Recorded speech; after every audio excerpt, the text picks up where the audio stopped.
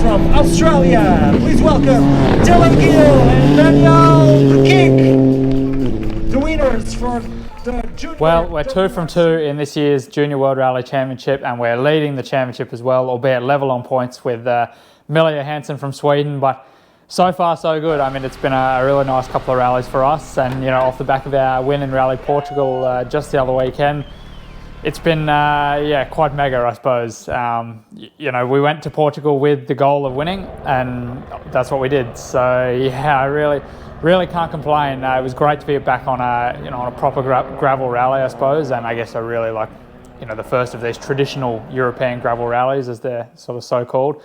What a mega event. I mean, such awesome roads, awesome atmosphere, people everywhere. I mean, it's just crazy how big the sport is over there, and you really have to see it to believe it, I suppose. But yeah, I mean, the weekend started pretty well for us. I guess coming out of the blocks quite quickly on Friday morning, and we really wanted to try and push early and put ourselves in a good position early, and also take advantage of pushing on the first passes of stages, because a lot of the time, the second time when we go over the stage, the second pass, the roads are just totally destroyed. But actually, generally speaking, in Portugal, it was a really nice rally in the fact that even with our Rally 3 car and almost 100 cars, we were still able to really push even on the second pass with the Rally 3. So yeah, that was really nice. Compared to Sardinia and Greece, the other two, I guess, similar characteristic gravel rallies we've done, this is probably the only one where you've really been able to push hard on the second pass of basically all the stages. We have one stage on Saturday afternoon where we had to take a bit of care, and some massive rocks being pulled out onto the road. 60. Left 5. Left 5 tightens half 4, opens 20 and tightens to 3. 80.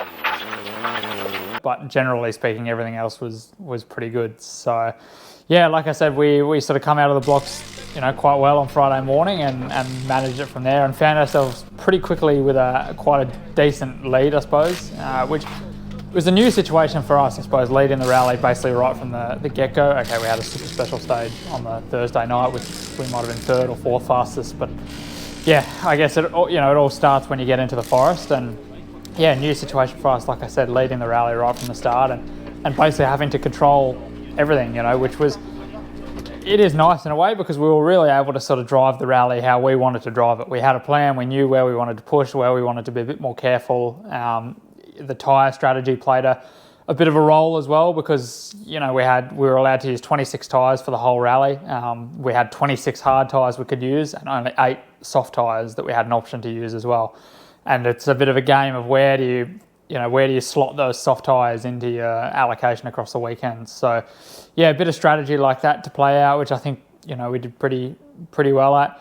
But yeah, I guess one of the big things, one of the big talking points of the rally was the Friday, and the schedule on Friday being so crazy long. I mean, I think we left the Parc Fermé in the morning at maybe 8:30 or something in the morning, and yeah, not back to the service park until near enough 11:30 or midnight. So it was quite a crazy day like that. A couple of night stages as well, which is not so frequent. Obviously, I mean, in Sweden we do a lot of night stages, but that's basically it when it comes to all the other rallies we've done in Europe. So cool to do a couple of night stages. It is cool, and it's a cool adventure, but it's always the issue of dust hanging, which makes it not easy. But that's just part of the challenge, I suppose. And it was cool, actually. The stages we did at night were really twisty and flowing, sort of right on the mountainsides. So that was quite nice. But yeah, we did also some really legendary stages in the morning, some iconic stages that have been used in the rally year on year. So it's nice to drive some of these roads that you watch people, when we follow the rally in the last couple of years, people driving on these stages, and now we get to drive on them for ourselves. So yeah, that was really cool. Also the same on Saturday. Some really iconic stages, starting in the morning with a stage called Vieira de Minho, which is quite a sandy, technical stage, almost similar characteristics to Finland in some places, with a few tricky crests where the lines get really important and that sort of thing. But yeah, really sandy base surface. And yeah, honestly, again, the Saturday morning went really, straightforward. We actually have one small issue on one stage where we bent one of the rear suspension arms. So we did the longest stage of the loop with less than par wheel alignment, I suppose, and the car sort of crabbing down the road with the steering wheel at a bit of an angle. But yeah, we only lost maybe 12 seconds or something across 22 Ks. So, really couldn't complain with that. And straight back to service, the boys were able to fix the car and get it right again for the afternoon loop. So yeah, it was another good day in the car. And like I said, really enjoyable. The stage is just really good. You're able to really push. Everything was working well. I was feeling really good driving the car. Dan was doing a great job on the notes. And yeah, everything was really just going exactly to plan, I suppose. Then I guess rolling into Sunday, a bit of a tricky sort of day. We started the day with a relatively comfortable lead, but we knew that we just had to cover it to the end. Again, we're talking about the tyre strategy. We sort of played into our hand the soft tyres on the Saturday, which meant that we didn't have so many for the Sunday compared to some of the other guys who maybe hadn't taken soft tyres on Saturday and then had them saved for Sunday. So it made things a bit tricky. There was one stage in the loop that was relatively hard base, and we had a couple of hard tyres that we were able to cross into our package, and that helped us a bit. We were able to win actually one pass of that stage. So that was nice and kept us, relatively comfortable. But then we also had two sandy stages, including the famous FAF stage with the jump and everything at the end. And, I struggled a little bit on those two sandy stages, to be honest. But yeah, that's just part of the game. And that's why we build the lead early in the rally. So, again, the Sunday really went quite to plan. Okay, Milo was taking some time out of us and we were managing the gap, but ultimately, we started the last stage with something like 25 seconds in hand. So we knew we could just cruise through and take the victory. So yeah, absolutely mega weekend. I really loved the country, and I guess I'll touch a bit on, some of the testing and the preparation we did in the lead up to the rally, which really helped us massively to perform when we got to the rally. I think we couldn't have had the speed that we had if we hadn't have done these tests, and also this small warm-up rally a couple of weeks before Portugal, which, the rally itself didn't quite go to plan, and we ended up on our roof. Switch right 1. 40. Medium left 4 tights 3 narrow. Okay.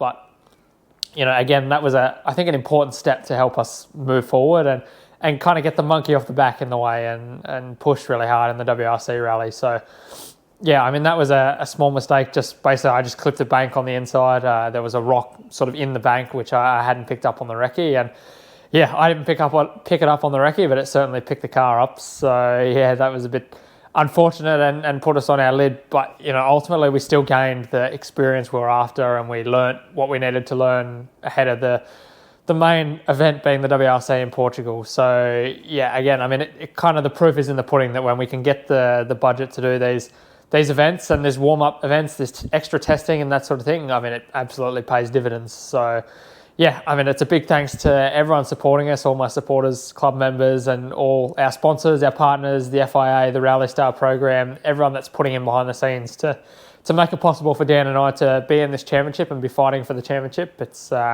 we can't do it without you. So yeah, big thanks to everyone, and thanks to everyone for following back home. Our next rally in Greece is going to be really rough and tough and very, very hot. We have some experience from the rally last year, so I guess we know a little bit more what to expect, and we know that it's not going to be an easy one, but hopefully we can keep some solid points on the board and yeah, take the fight to Finland and then through to our last rally in Central Europe. So yeah, again, thanks everyone so much, and we'll see you at the next one. Cheers.